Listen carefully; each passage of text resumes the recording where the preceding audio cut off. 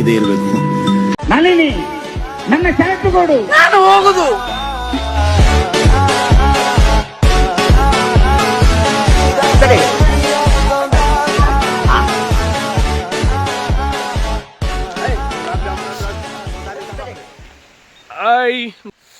ಇವತ್ತು ಕುಮಾರ್ ಪರ್ವತ ಟ್ರೆಕ್ಕಿಂಗ್ ಬಂದಿದ್ದು. ಹೋಗ್ಬೇಕು, ಆ ಬೆಟ್ಟದ ತುದಿಗೆ ಹೋಗ್ಬೇಕು.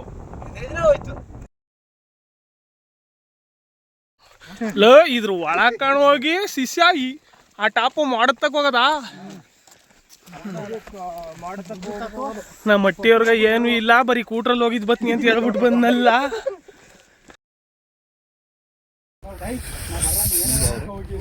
ಮೈಸೂರು